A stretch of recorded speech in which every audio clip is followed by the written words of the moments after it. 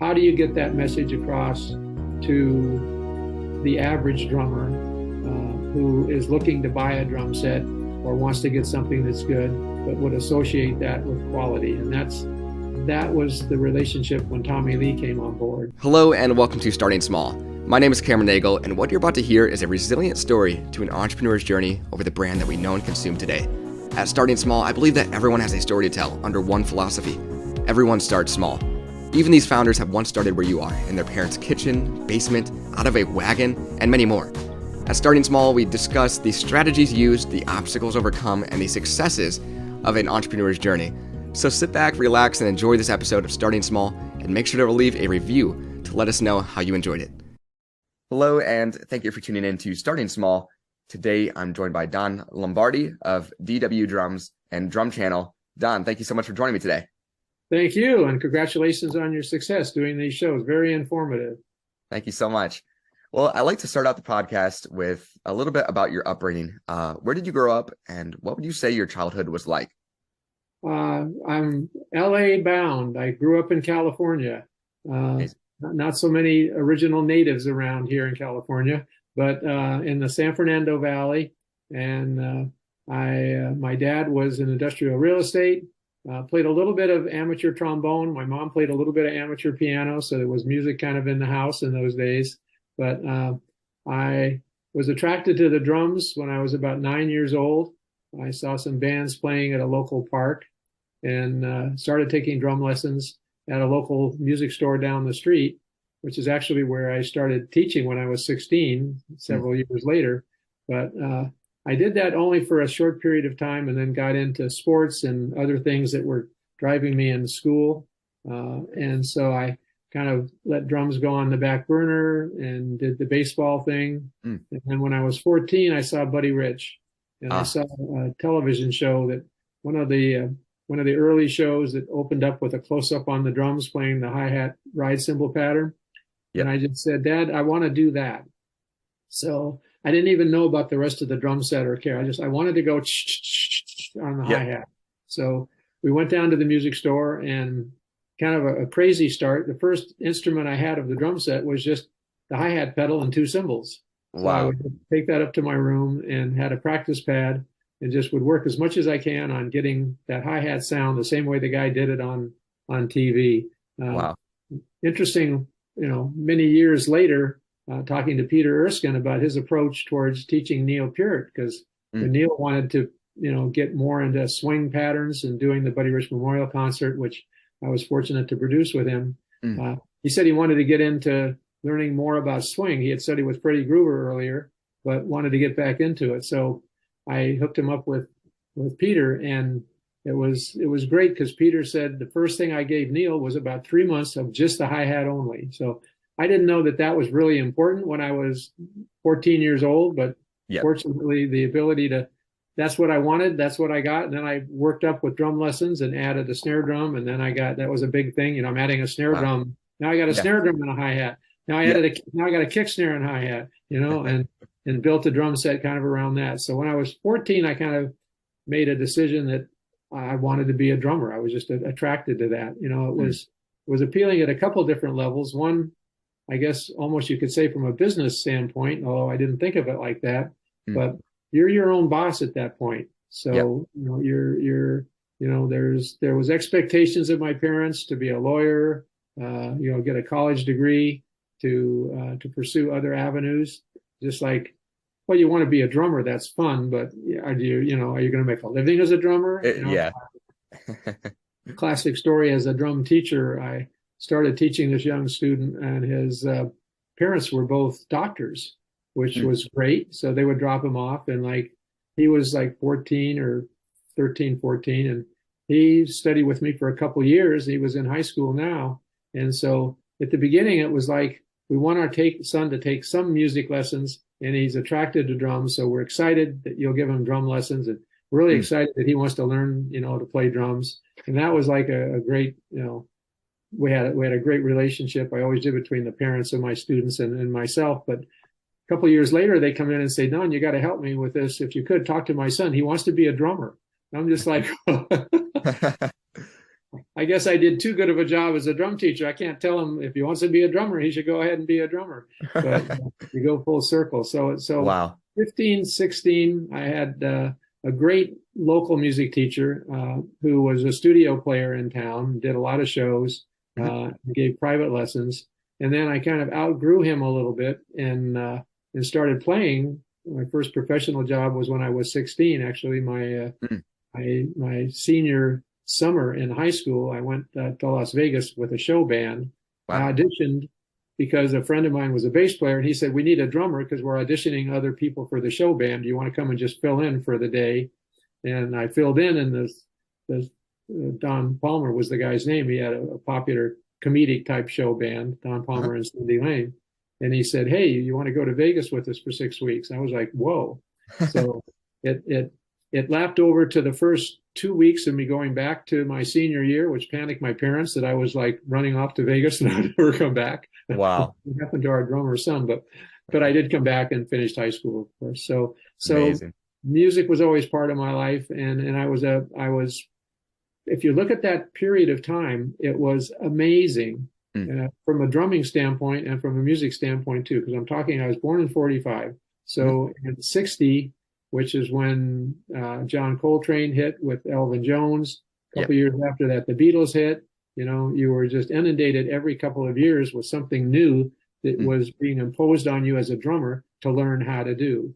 And I was probably overly jazz oriented to the point to where that I just loved playing in jazz trios. I loved playing in jazz bands, although that was not a way I thought I could make a living because there wasn't that much work.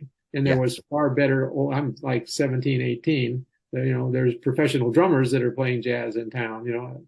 Hollywood in those days was a recording capital, and music was all done live.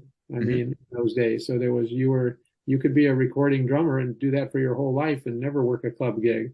I was just the opposite. I love playing in bands. I love playing in clubs, and I love teaching. So the biggest part of my younger growing up life was, learning how to play drums, having a great teacher, a couple of great teachers at a very early age. Nick Ceroli was kind of my mentor, a name that most people wouldn't know out there. He died at an early age of a heart attack, but he was one of the top young studio drummers in town. And then I studied for 5 years with Freddie Gruber, who was another luminary teacher. So wow. I in studying with them, I always looked at what they were showing you as a student to go home and practice. But I was equally studying how they taught me what they were doing. So I could pass that on and became friends with some of my teachers. And they were actually, when I was teaching more professionally at 20, 21, 22, I had a lot of students come to me from professional teachers in town whose schedules were full. So for 20 years, pretty much from 20 until the time, or 16 actually, I started teaching, but full-time teaching as part of my business model, if you will, and playing in clubs started when I was 19 or 20. And that went right through the initial periods of me starting Drum Workshop, which started as a teaching studio. Wow. So I was teaching in 3 music stores. I'm going through my younger days too fast here. Is that? No, you're telling it perfect. Okay. So basically I was running about 30, 40 students a week, teaching out of 3 music stores. The primary one was Dick Charles Music. There was South Bay Music, and then Bay Music here when I lived in Santa Monica.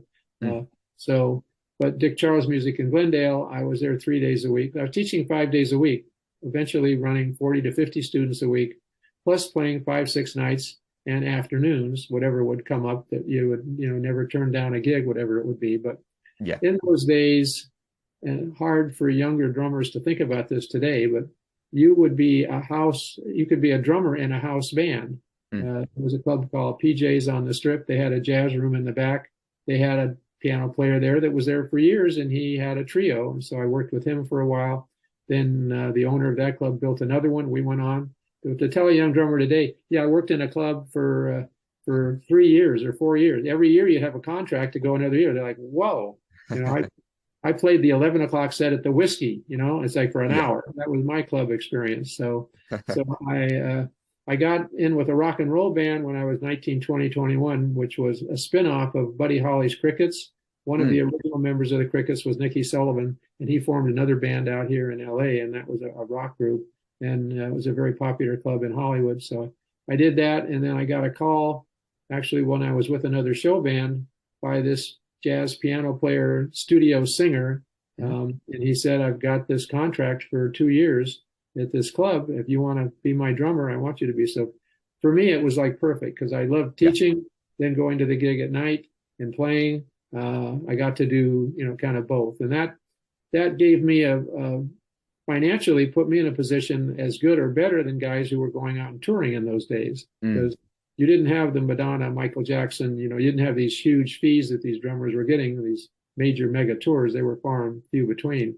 And they were usually as a result of being in a band. You're probably not going to be another Beatles. They're not going to be another Rolling Stones. So, I mean, as time went by, the popular bands of the 70s and 80s, kind of started waning. So I kind of found myself where I was running all around town to give these lessons at these 3 music stores. And I surveyed my students, and about half of them were driving age because I was getting older students in those days. And so I just kind of surveyed them and said, hey, if I open my own little studio in Santa Monica, a couple blocks from my house, I don't have to drive 3 different areas of town and then go to the job at night, eating my sandwich in the car as I finish my 8 o'clock lesson and I got to be at work at 9 o'clock. I said, what if I rent a little space in Santa Monica and start my own teaching studio? Would you guys drive and come in? And about half of them said yes. So I started Drum Workshop with the name Workshop being seminars and lessons. And that was the beginning of my starting Drum Workshop as a teaching studio, if you will. And I would give private lessons to my students. I had a couple of other teachers that came in and gave private lessons as we built up a private teaching clientele. And then the workshop idea was to have Nick Ceroli, Shelly Manne, Irv Kotler, have these, luminary studio drummers come in once a month and do what you would call a drum clinic nowadays, where they would have people come in. So, and then I learned my first real business lesson, because when I was teaching at music stores and I would go on the road for 4 weeks or 6 weeks, I just didn't pay the rent to rent the room. So I didn't lose any money, and I wasn't gaining any teaching experience, any teaching money. When you have your own business and you're paying rent to a landlord and you go out of town for 6 weeks, you're not making any money teaching, but you still have to pay the rent. So the idea was, and pretty much all my business experience, I would say, came from the school of hard knocks, if you will. But I took that experience and I used that kind of in the back of my mind as I started growing DW. What are the things that you can do? Financially, you have to have a successful business. At the same time, you have to look at what you can do to the drumming community to improve the quality of the life of drummers, which was the only business I knew. And I knew it well, being one in the trenches for 15 years, pretty much at that point when I started DW. So that was me giving lessons at my own little store. And one of my students was the son of Tom Beckman, who was the owner of the Camp Go Drum Company. Wow. And he bought it as a business venture, not a labor of love to being in the drum business, but it was purchased by Custom Electronics. They never really developed it and got it going as a drum brand because they got busy with their amplifiers and other areas of the industry. So he bought it, I believe, in around 70, 71, maybe 72. And he ran it until he walked in to pick up his son one day. I was giving him a lesson. And he said, Don, I have the opportunity to become president of Roland US. They want to come over here from Japan, set up United States distribution. This was in 77, late 70s, mid 77. So he said, I'm going to sell my drum company. The Japanese company Hoshino, which is the Tama brand, wants to buy it, but they only want the name because they want to make everything in Japan. They don't want this old tooling that makes the Camp Go pedal and the lugs and the hoops and everything for the drums. He said, if you're interested in buying all that, because he knew I wanted to stay in town and he knew I had some inventions that I had made. So he saw I kind of had a little bit of an inventor side to me too. He just said, I'll sell you the tooling, dies, and molds. I'll go back and approach them with the idea of just buying the name. So he kind of sold the company in two parts, if you will. Wow. So that, long story short, is when I said yes and got into putting my little toe into the manufacturing world. And the key thing for me was the bass drum pedal. That was the one product that all the guys, the studio guys in town, they all had their endorsements with Ludwig, Schlinger, and Rogers. And then back in those days, it was starting to become Tama, Pearl, and Yamaha. But they would all play the pretty much what in those days was the Camco pedal. It was the Camco Model 5000 pedal in the Camco catalog. So when I didn't have the rights to use the name Camco, but I could start making the pedal, I just kept the name 5000, which that question comes up sometimes. Why do you call it the 5000 pedal? But I just kept it because it was originally the Camco 5000. Then I made it the DW 5000. Wow.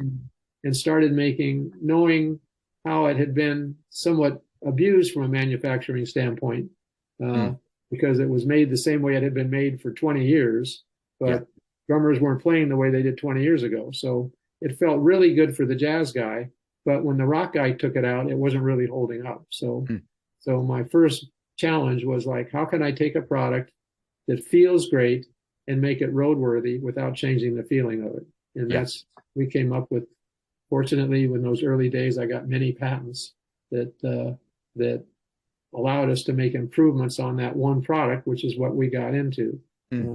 And during that time when I was teaching, another student who walked in was John Good, who became my business partner throughout the life of Drum Workshop. So at the point we started making things, I was like, hey, I'm teaching now 30 students a week, still playing full time, doing a little bit of studio work, although I would never consider myself a studio musician, but in those days, there was jingles, things. There was so much going on that the studio guys couldn't be every place at one point at one time. And some of that stuff you didn't need to be a studio drummer, a great guy, in order to play 8 bars of bossa nova for some movie track or something. So, but I was a busy guy running all around. Plus, I had my son who I was helping raise. So it was full time. And so I said to John, hey, why don't we start making some pedals and you can help me with that? I've got a couple of other ideas. So just out of a little garage, we started, getting a drill press, making a few pedals a week, and it just started to grow from there. Wow. That's truly incredible. To the listeners out there, we were talking earlier, and I started playing drums myself at 12 years old, and I'm actually looking across the room right now and I see my DW acrylic snare, and I have a DW 5000 pedal. So it's truly revolutionary, kind of hearing that evolution. I'm curious then, when did the hoops not exactly the hoops, but when did the shells come into play, and then the DW drums themselves? Well, when we purchased the company, they were making drums. So we inherited some shells that we then finished into product. But the actual business model, if you will, was based around the pedals and then growing the hardware. And I always separated the two on paper from an accounting standpoint in my mind too. Someday we might be a drum company, but right now we're a hardware company. So so we took a look at, obviously the key ingredient for shells is shells. So we found a furniture manufacturer back east, Keller Wood Products, that was making cylinders mainly for displays, for clothing stores, if you wanted to have a display that was a cylinder, or a huge conference table that has two big cylinders underneath of a 40-foot table.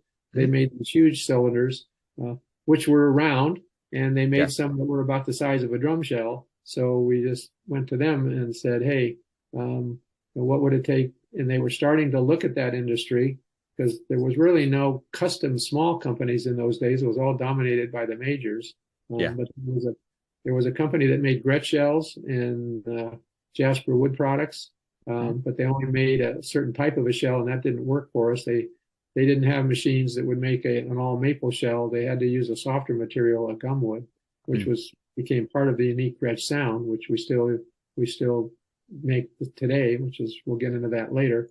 But for the DW shells, we went to them. We wanted an all maple shell, so they would supply us with the cylinders, and then we had all of the, built the knowledge, and then I did all the basically finishing and assembly of it, until at one point we just said, hey, if we're going to have complete control of every step of the manufacturing process, we got to make our own drum shells. But that was in the early 90s pretty much. Yep. Before there's a big capital expenditure obviously at that point too, and we did drums, I would say, as a hobby in the 80s.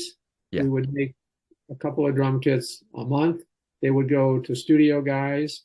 We had maybe by mid 80s, we had a handful, 5 or 6 stores who store owners were friends of mine. They were all drummers. I mean, think back in those days, as a manufacturer, you were selling to a couple of hundred pro drum shops.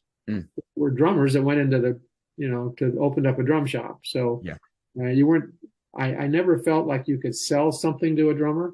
I felt like you could just fill a need, but we needed somebody to communicate the message between what we were building and what we thought was good for the end user, the drummer, and that was the drum shop. They would get this equipment in.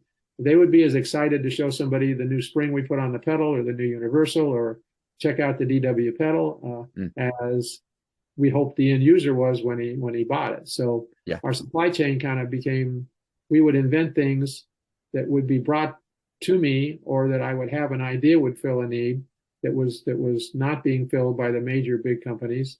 But we had to do something different. I mean, you're in your garage and you're going up against Yamaha. I mean, it's like you're never going to outmoney them, and it's going to be more expensive. So but that's not also a big part of their business. So, you can kind of like slide under the door, which is what we did with the pedals. And that was, I think both Pearl Tama and Yamaha had no idea in the early days. By that, I mean the early 80s, how many pedals we were selling. And that gave us the foundation to spend some money to get into drums. So we would, from a business standpoint, rob from Peter to pay Paul, if you will. The hardware would make a little money, we'd throw it into the drums. The drums aren't making any money, but it's fun to make a few drum sets. And eventually, could we become a full line drum company? And that was a question in my mind because we were making a pedal that was selling for $119, $129 compared to an $89 or a $79 pedal from our competition.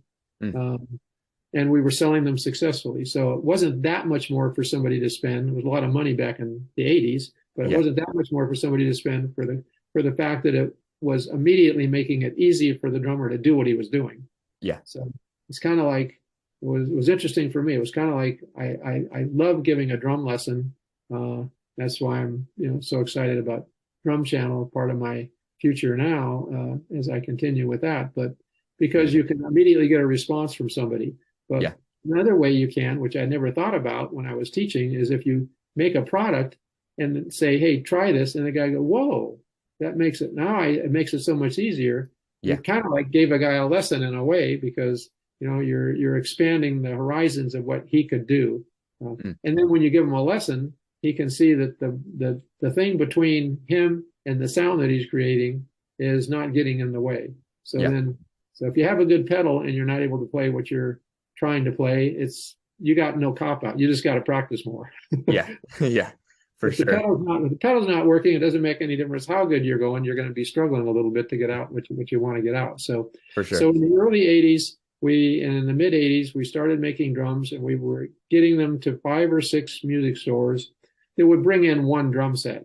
And it was a matter of trying it. We were like $2,000, which was very expensive in those days, compared to $1,500, $1,600, $1,900, the top end of our competitors' line.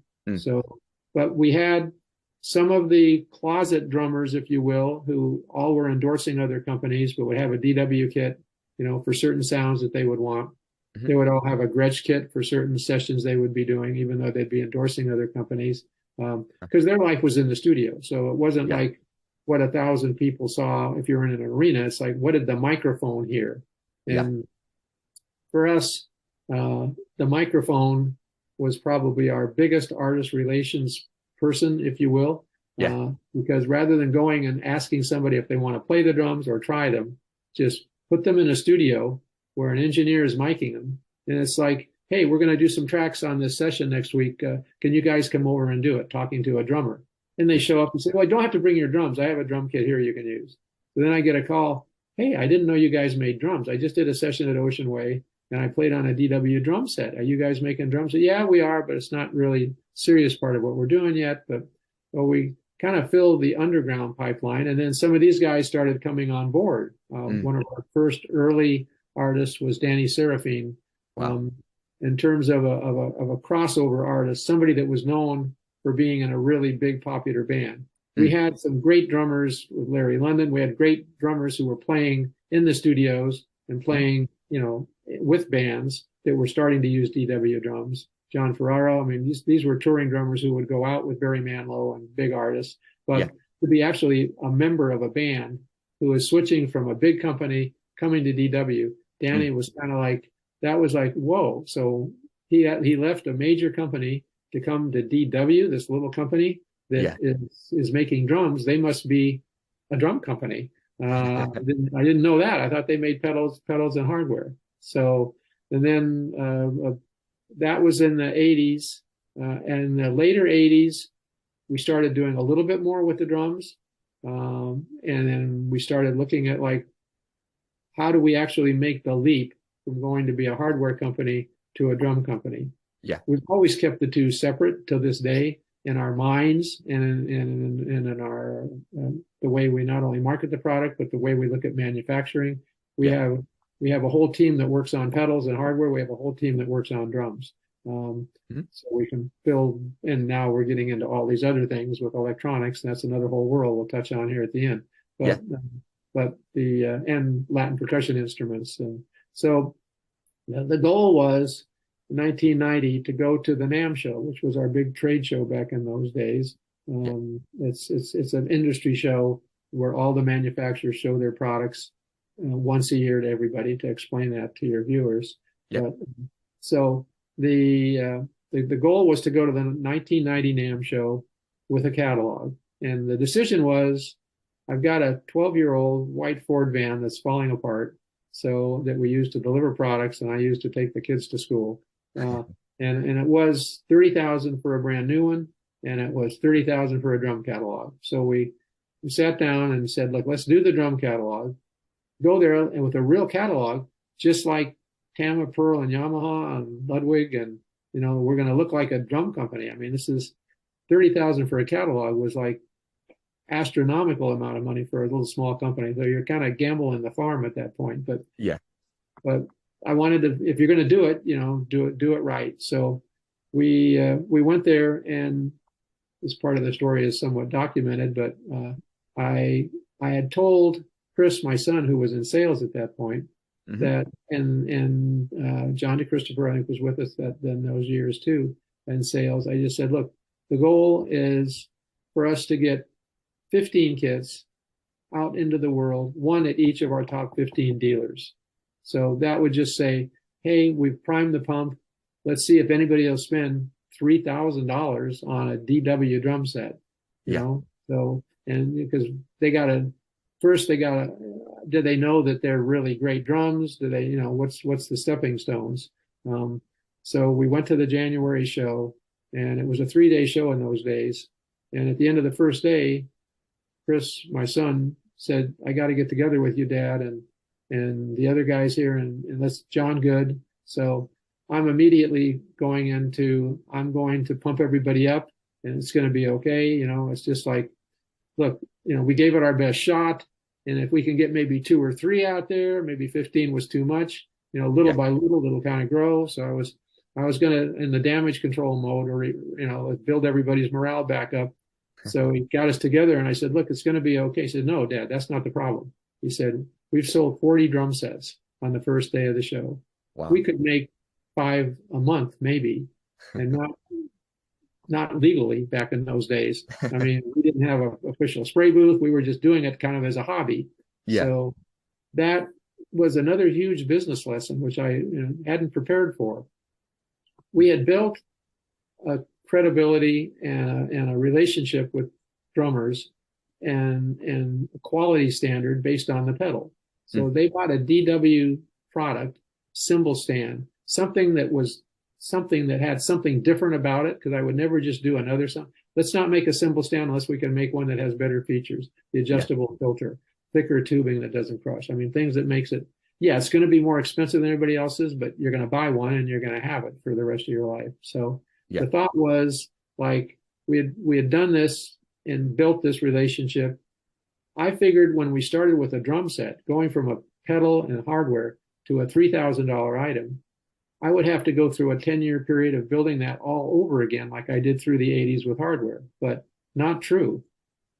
Once the store saw that we had a DW drum set, the assumption was these guys make great stuff. So this is going to be a great drum set. And so I'll take a couple of them. So literally took us over a year to fill those orders. We didn't take any more.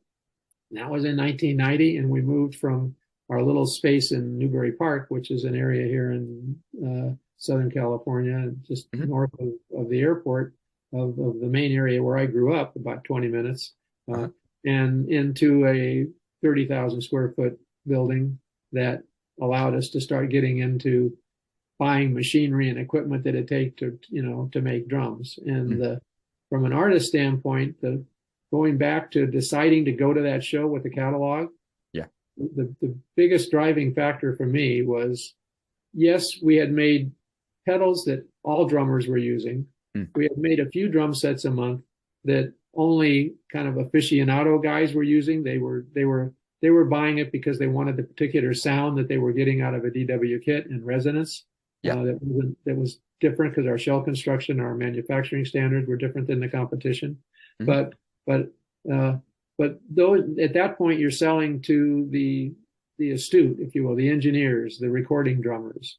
How do you get that message across to the average drummer who is looking to buy a drum set or wants to get something that's good, but would associate that with quality? And that was the relationship when Tommy Lee came on board. Oh, wow. Tommy Motley Crue was huge. They had a huge fan base, and Tommy's an excellent drummer. I've always said he's underrated. Unfortunately, his stardom sometimes supersedes his musicality, but if you were to take that all away, we'd still be talking about him as a great rock drummer. So he came out in the late 80s, and 87, I think it was. And we happened to have a drum set waiting for somebody to come and pick it up. So he sat down and started playing, and he played it for a couple of hours and was blown away at the sound. And to me, it's like, this is the way we've been making drums for several years, but was 19 or 20. He grew up on an imported drum line. So he was a drum set that was made offshore. So he was like, this is the way drums sound. And then he sat down behind the DW kit and was like, well, I didn't know they could sound, like this, so open. And they were about to do the Dr. Feelgood album.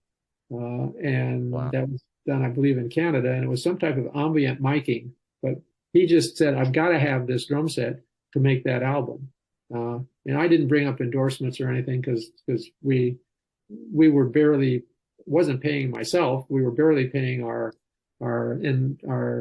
employees, and have never had the philosophy of paying artists. So, and I know he had a business relationship with the company that he was with through his management. So long story short, basically, we made the drum set for him. He used it on that record. Nobody knew that it was ours except a few inside people, which was fine. I was just happy to help out a guy, and if you want to use it, and he bought it, by the way, and I still have a copy of the check. Wow. Obviously, I cashed it because I needed the money, but even $1,900. He said, "Look, I know you guys. I'll buy it. I'll buy it." Of course, it was easy for him to do. They were at the top of the heap back in those days, and still doing well today. So he bought the kit. He used it, and so now he had his kit kind of, in the background that he would use from time to time. And then, longer story short, he became an official artist several years after that, a couple of years after that. But that gave me the momentum to say, hey, all these studio drummers, these working, gigging drummers, these touring drummers, they have DW drums. Tommy Lee with Motley Crue, we put our foot into that whole other arena, is playing DW. This is like, whoa. Crazy. He left a major drum company and he's playing DW. These guys, they must, and I felt good because a lot of people ended up buying DW drums who didn't understand the quality they were getting, but it was cool to have a DW kit. Yeah. And as they get better, they'll realize, hey, I've really got something that's different than other options that I would have out there. So Amazing. that kind of gets us through the process of how I went from taking lessons to teaching to starting with the hardware to getting Wow. into drums. That's an amazing journey. I think that's amazing how Tommy Lee kind of brought that into the studio, especially at that selfless purchasing level, which it's hard to come across today. I'm curious, what did this kind of relationship with Tommy Lee mean for the future of DW and how your outlook as founder was seeing endorsement deals for the future of DW as well? Well, I mean, I think from the beginning, we always looked at us making a product that was a true musical instrument, and then people who would be gravitating towards it and would want to play it, we would want to support. Mm. I mentioned a little earlier that our biggest artist relations people were microphones. Yeah. And so it was a matter of just having people hear what we were doing. And we've always subscribed to, and I are particularly adamant about this, that and within the company, we're not saying we're the best, but that's something that's up to the drummers to say about us if that's the way that they feel. We do the best we can to provide them, what we think is something new and unique and something that would improve the quality of their lives. So Tommy's coming on board simply took us into another genre of music, if you will, into popular rock bands of the day. And so it opened up the door to being, cool to play DW and a nice thing to do and in addition to having something that's a real high-end, top quality instrument, and our endorsement policies through the years have always been to promote as much as we can the artists that are playing our drums, work on educational programs when we can do clinics, which of course in recent years has been all on the back burner with the world situation. But in doing that, and with my love of education, as DW had grown, all the artists that we had are such a resource of information. Some of them are the best teachers of all time, and obviously the best players of all time. So I was pushing more education content within the arena of DW manufacturing, but it almost got to the point to where it's two different business models. I mean, as a drum company, you want to do as much education as you can, putting flyers out there, as much as anything, educating people about what the products are that you have and how they would improve the quality of a drummer's life. And that was important to us at the beginning because we were educating people as to why we produce things that we produce. The double pedal is, that was probably the main item that put us in business from an accounting standpoint. I mean, when I made our first single pedal in 1976, probably the day after we made it, out of the first tooling dies and molds we got, I got a call from Hank Belson, Louis Belson's brother. And he said, "Hey, Louis wants to try out one of those pedals. You're making that Camco pedal. It's the DW one now." I said, "Yeah, that would be great." So he drove to Gardena, where we were in this little garage, and took one. And I get a call from Louis Belson the next day, who I'd only casually known, but never talked to him on the phone. And he said, "Ron, this is the best pedal I've ever used." And so at that point, I knew I was a success. Fast forwarding 10 years later, when we started making drums, and we started getting into the double pedal, was the first time our accountant thought we were a success because we were constantly having to borrow money and stair step from basically you have roadblocks as any company grows, financing either your growth, which is a good problem to have, or financing through hard times, which is a problem you have to go through also. But so I was able to do that through friends and family and refinancing my house multiple times. But as the company grew and we were able to take advantage of looking at the artists that we have, how we could support them beyond just giving them products, it was like, I've got to start something, separate that would be an educational platform which Yep. is when I started Drum Channel as a completely separate business, Mm. uh, and got me back into teaching, which is, one of my original labors of love, without doing it one-on-one, which I do some a little bit still because I'm documenting some of the ways I was taught Yep. by Gruber, by Nick Ceroli. So Wow. that kind of takes my relationship with our artists and puts it in another arena, if you will. Mm. Incredible. I would like to kind of get into the evolution of Drum Channel and what you envisioned with the future of that. Taking some of your teaching days in person, I know Drum Channel has expanded into multiple clinics, online digital learning for students. What has that evolution looked like from Drum Channel, and what did you envision from launch? Well, initially became kind of a family joke. It would be like I'd be talking about wanting to do more with education. At the same time, we were coming out with a lot of new products, and like, how can a drum company add more into education? Mm. And I talked about it and talked about it and talked about it. And finally, my son got together and just said, look, do you want to wait until you're 120 to do this? Or do you want to, like, why don't you just do it now? Because the company is going well. This was like 10, 12 years ago. Mm. And so I said, okay, I'm going to start separating part of my time working with the company. I stay on the R&D side. Fortunately, my son, Chris, loves the business side of the business and has taken over the CEO responsibilities. My daughter, Carrie, does the intellectual property. So Wow. basically, the two of the key ingredients in having a successful company is, one, overseeing what you do have, your intellectual property. By that, I mean patented products and new products that we're innovating so that we're competitive all the time.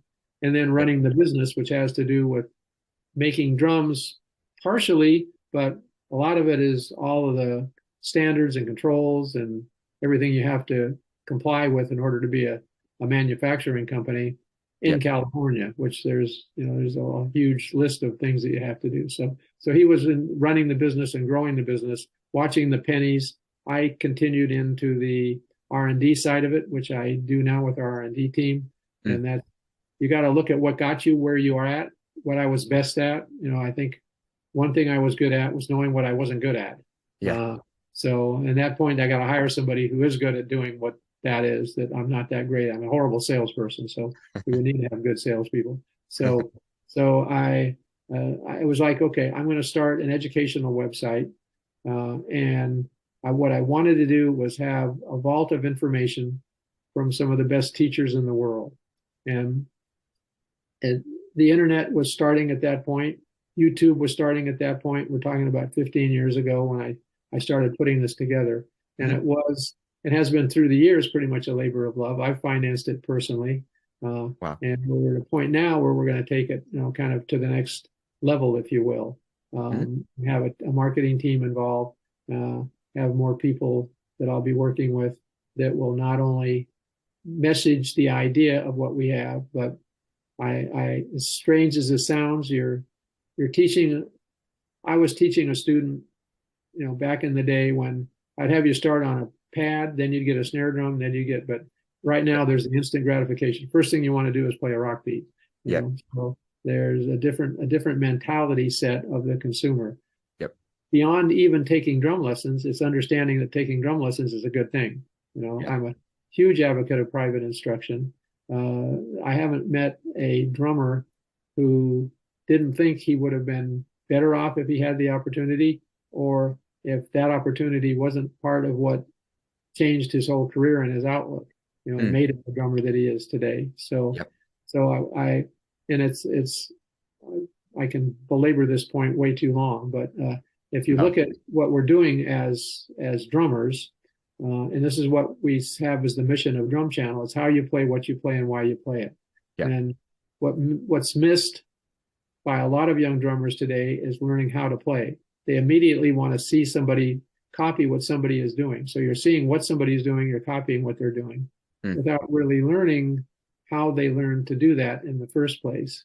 The difference being, this is one of the milestones of the website.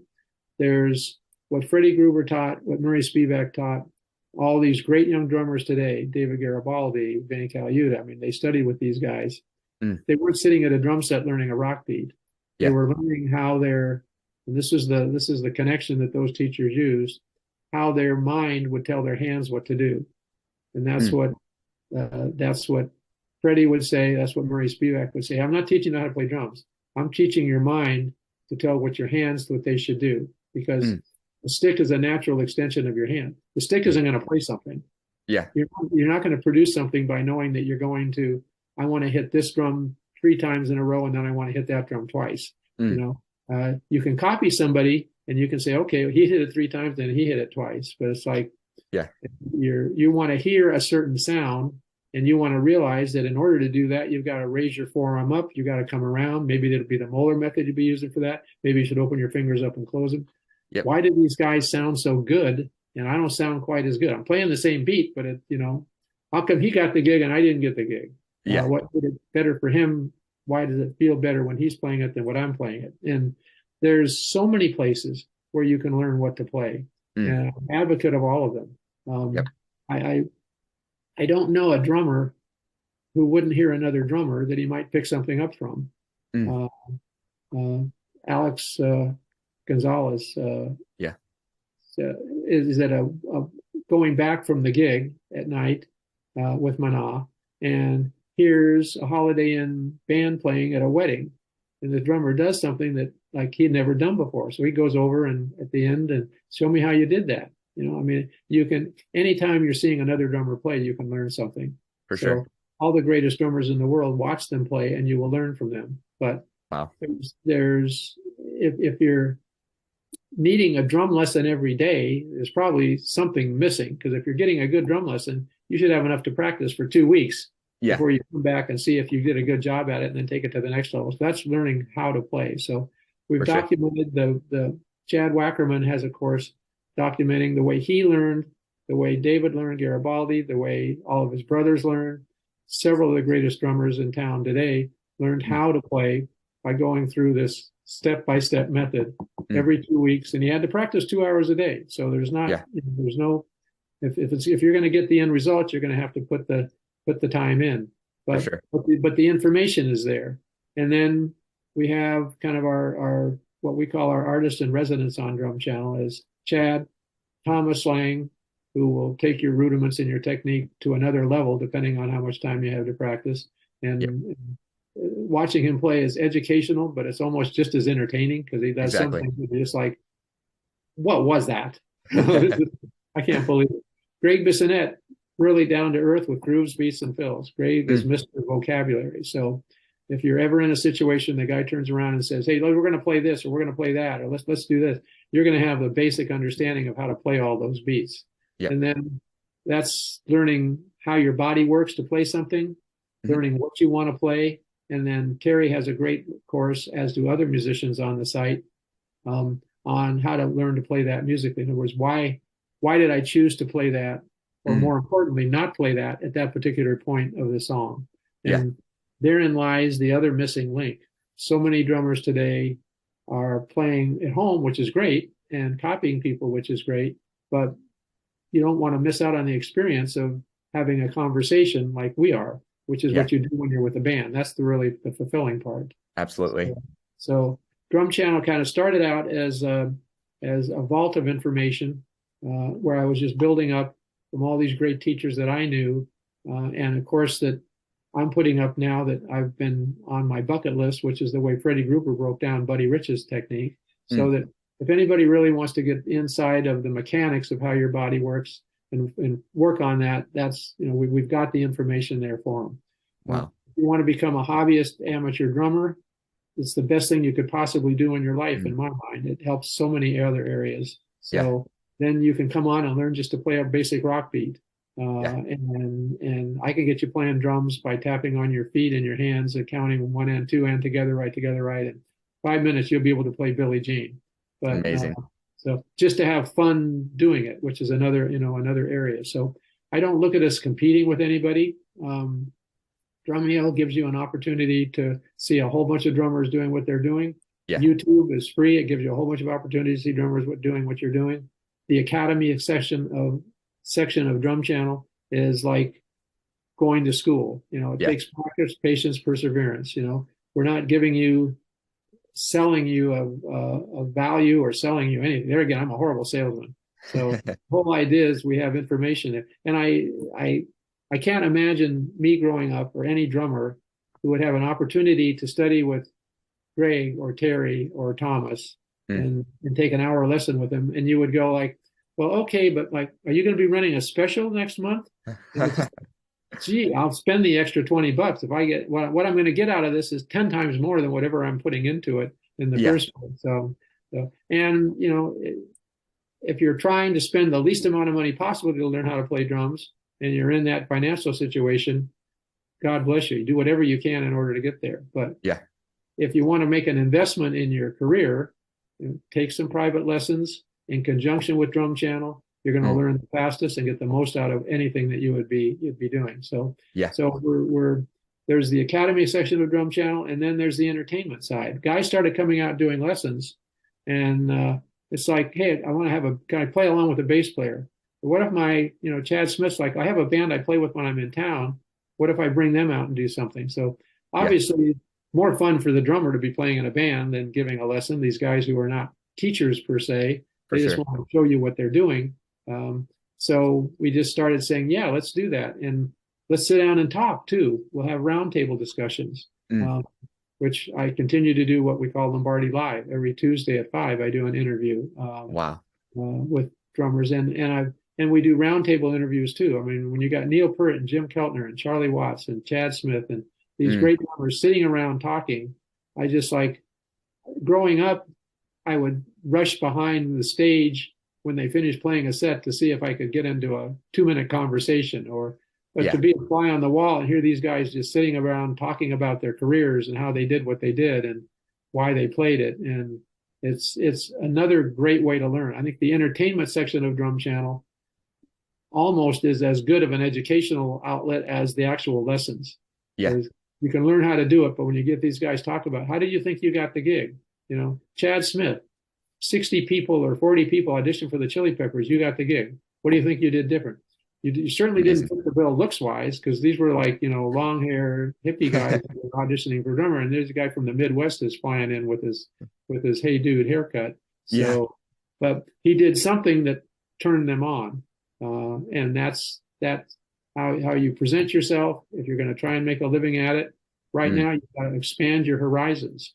You need to be a good drummer. You need to be able to record. You need to be able to have your home studio. And we've seen growing over the last 10 years, the inevitability of electronics, not necessarily from the standpoint of an electronic drum set per se, although that is finding its niche more than it ever has before. It became popular with disco, and it was kind of like you needed drums that didn't sound like drums. And that was great until you got to the point to where one of our artists auditioned, and it was like he had all of his electronic drums and he was playing everything. And the leader came up after the audition and said, that was great. He said, but all we need now is to add a drummer, because like you completely left the realm of what the drums were doing to what my band wanted. I wanted to have all this part of it, but I didn't want you just to do that. I wanted you to be the drummer and add this in. And and now I think, electronics from the standpoint of triggering backing tracks, setting up song lists, triggering, video. If you have the ability to do that at the same time you're filling the capacity of the drummer in the band, you're going to be more employable, if you will. So we started in my manufacturing and educational hat on. We started developing an electronics e-drum area of DW to get into electronic drums. And we're working on that for the last 3 or 4 years, and are going to be launching soon our DWE drum set, which we debuted at our 50th anniversary, which was 50th anniversary last year. Congratulations. And again, no reason to do that if we're not going to do something different and better and more creative. So, and what was that, to me, as the drummer's hat on, well, I would take an electronic drum set to the gig, if I needed to produce those sounds, but it's much harder to carry. I've got all the Mhm. cabling, I've got the amplifier. I'm just going to take my acoustic kit. They seem to be fine with that too. So Yep. can we get rid of all the cabling and the wires? To me, that would be a game changer if I was going to look at getting an electronic drum set and adding it into my arsenal. And we were Perfect. able to do that. So Incredible. basically, the I don't know if you've seen our demo on our DWE drums. I need to check it out. I haven't seen it yet. Okay, it's online. You can go to dwdrums.com and I believe it's up Wow. there. But we showed it at our 50th anniversary. So there's no wires. It's wireless and there's no Wow. latency issues. It's just as fast as if you had everything with cables. It's incredible. So so for DW, I know what your next question is going to be. So I'll let you ask it though. It probably has something to do with Roland. Yeah. Yeah. I heard about the acquisition recently. So what led to that? Was it this revolutionary product? Did they Roland see that and that's what created the acquisition? Or yeah, how did that come about recently? Yeah, very. You hit the nail right on the head, pretty much. Yeah, Yeah. we kept, and I'm guilty of this too, as are the other team members at DW. You invent something and you get ready to come out with it. It's like, oh, but if we did this, it could be a little bit better. Well, let's wait a little bit. Oh, if we did this, it'd be a little bit. Oh, let's wait a little bit. Eventually, in the electronic realm, there's always going to be improvements because the world is going to be changing all the time, and you're going to have new opportunities Yeah. in terms of how you're designing things and what you're coming up with, based a lot on the computer industry and how we can use in our music world what they're developing. Mhm. So we got the electronic drum set to a point where other rumors had gotten out, and Roland was very interested in what we were doing. So we just said, hey, we're going to be coming out with it shortly. It's done. It's patented technology. Let's have them up and show them what we're doing. Mm. And that came from any type of a business relationship, maybe working on licensing certain of our proprietary content to them, to like, what if we were to become part of the Roland brands, become under Mm. the umbrella of Roland? And as a manufacturing company in the United States, especially in California, Yeah. especially making, from the ground up, making wooden cylinders and turning them into musical instruments, your cost is very high, your margins are very low. Yeah. So if there's economy hiccups, which we've lived through in the past, those hiccups become even bigger as your numbers become bigger Mm. and as the hiccups become bigger. So as we're looking at kind of a three-pronged situation, going through, what might be some hard times in the economy. At the same time, we want to launch a whole new, not just another product, a whole new division of DW Electronics. It's Yeah. a whole, think of it as a whole new company. We Uh-huh. make hardware, we make drums, we make DWE drums. So if we were gonna, what we had said during the time we were developing it, people wanted to know what we were doing. And Yeah. Chris came up with the best line. He said, "Well, what we're doing is not something to be number two. If we're going to do this, we're going to come out with something that's going to be just absolutely killer." For And sure. as we were developing that with that technology, and looking at where, from an educational standpoint, a drummer's life was, Mm. where he needs to broaden his horizons and incorporate everything that he would need from a home studio standpoint to recording gear uh, to just triggering pads, Mm. that it would have taken us years to build a whole library of what Roland has built over 50 years. They've Yeah. been in business for 50 years also. Yeah. So that was like, well, hey, if we were to merge with them or we were to fall under their umbrella, they're a very family-oriented company. Mm. It was actually, family-owned for many, many years until the founder passed away recently. Mhm. And their goal is to improve the music industry and provide for the drummer the best possible solution. So Mm. for me, it was like, you wouldn't want, Roland is providing their product, DW is providing their product. We're each going to be having certain features that we don't want the other to have that Yeah. makes ours better than theirs. So it's like, well, I got this one, but it's not quite as good. But I like what this one to, like, if we came together, you would get the best of both of what we both have. Yeah. We would be able to have their complete e-drum team in Japan working with us on products we're developing. We would be helping them develop products they're developing. And Wow. we'll have our DW Electronics, division. They still keep doing everything they're doing, with Roland. So the merger came together from the standpoint of technology was important. The idea of what our brands brought to each other was important. But the third thing that kind of clinched the deal for me was Hmm. education. They Yeah. are very, very interested in education, and they're huge fans of Drum Channel. Mm. And they want to take the drumming community, young drummers out there especially, whether you want to make a career out of it or not, and work with me to educate the world on how you can blend on a hybrid drum set standpoint, add Mm. electronics to your drum set, but blend into your arsenal of gear you need to use, how you'd be able to be proficient at being an engineer, Yeah. recording yourself, everything that you need to do, marketing yourself, Yep. Facebook, YouTube. Um, so they've got some really, they Wow. have new streaming gear that they're coming out with that probably I'm not supposed to talk about, but I'll just say they've got some new things coming out with that's going to be really cool that everybody's going to want to have. Amazing. Wow. That's really exciting. What I'm really fascinated about and really drawn to is the drum community and how tight it is, and the business model that you've created from educational aspect, creating a product, creating an online educational piece. I used to watch Drum Channel when I was in study hall in high school and get inspired by the endorsers from DW. I would want to play DW drums. So you really created this business model of a community, which I think is really a big reason and result of the success of DW and Drum Channel today. A piece that we like to wrap up the episode with is if you could share one piece of advice with an aspiring entrepreneur, something you've learned or regret along the way, what would you say that would be? Well, I was in a meeting at one point. I think there was an award that was being given for Entrepreneur of the Year award that was put out, and our name got thrown into the bundle. This was in the late '80s, and so somebody said, "You're an entrepreneur," and I had never been called an entrepreneur really before. So my first thought was, let's see, so an entrepreneur, I guess that's somebody that works 60 hours a week with no overtime and sometimes no pay. Because I guess I just look back at what it took to grow the company and get us to the point to where we were at. But I Yeah. appreciated the compliment, and I think, for young entrepreneurs, uh, first define in your mind what that means. If what you want to do is create something, solve a problem, and improve the quality of somebody's life.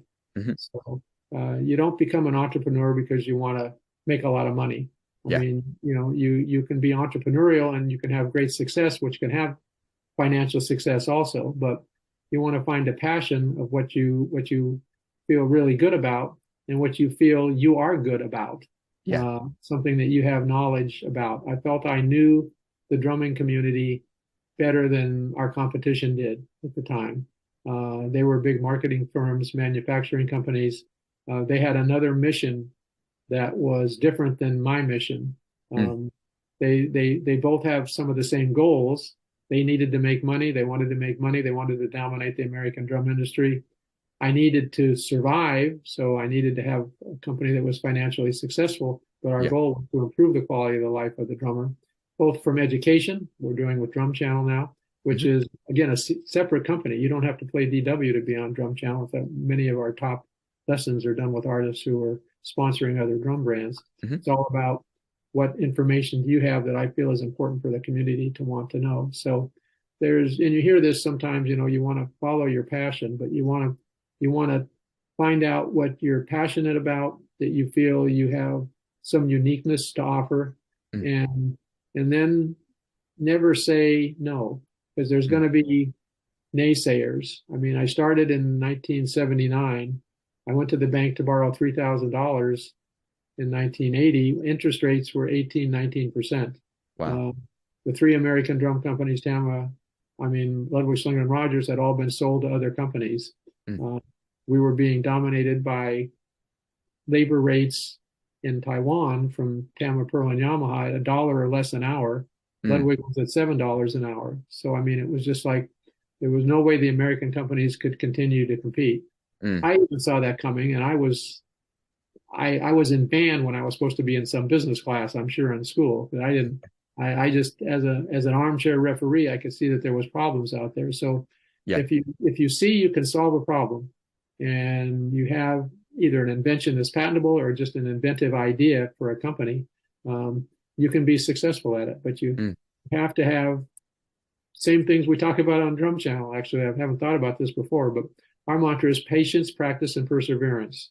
Mm. I think, that's the key to being a successful entrepreneur. You have to have patience to be at the right place at the right time. You got to be passionate about what you're doing, Yep. and don't let people who said, I don't think you're going to be able to do this, Don, or I don't think, this isn't going to work out, or how are you going to be able to survive and do this? Mm. I look back and say, well, because the first pedal I made, Louis Bellson said was a great pedal. So Yep. in my lack of a business acumen, I just said, if I can get enough people to try this thing out, if he thinks it's good, there's going to be a lot of people that'll think it's good. And Yeah. that was the same mantra through DW's success also. And there was a pivotal moment, which I've only told once before, actually, Mm. that stuck with me throughout my life, which had to do in the early days when I said I got into baseball. Yeah. I was in Little League, and I was about 8 years old. And you would normally play in the minor league if you were 7, 8, 9. If you were, I think, 9, 10, 11, 12, you'd play in the major league teams. Big difference between the two teams. Yeah. So For sure.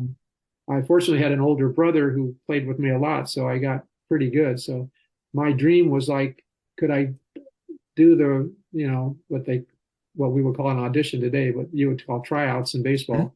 Would I do it and possibly get picked to be on a major league team? So I was at third base, ground ball right through my legs. The worst thing that can possibly happen. Oh, Didn't, I mean, that's just like, screw up 101. So I just yeah. figured my chances you're over with at this point. As soon as it went through my legs, I turned around to run after it, and everybody yelled, "No, there's somebody back there, catch it. Let me hit you another one. Let me hit you another one." So I get a call a couple of nights later, and everything's on the phone, by the way, in those days, and you get Yeah. telegrams, there's no internet or cell phones. So home phone rings. My mom says something. I get on the phone. It's the manager of the Major League Braves. He says, "I picked you to be on my team." Ah, And I said, "Wow, I can't believe that." I said, I thought I was really so bad when the ball went through my legs." And he said, "No, that's why I picked you, wow. because as soon as it went through your legs, you turned around to run after it and fix the problem. You didn't get angry. You didn't waste any time, saying, I just screwed up really bad." He said, "And that's the attitude I want of my players." So I carried Wow. that my whole life, pretty much. You're going to make mistakes in business, Mm. one after the other sometimes. You Yep. got to laugh about them. You just got to learn from them, and you got to forge ahead. Don't spend 1 minute being angry or upset because things didn't turn out the way they're supposed to. Yep. Just turn it around and see what you can do to make it better the next time. Mm. So that's my long-winded answer to being an It's entrepreneur, I guess. amazing. Wow. Very inspiring. I truly look up to your journey. Don, thank you so much for joining me. And to the listeners out there, make sure to check out DW at dwdrums.com and Drum Channel at drumchannel.com.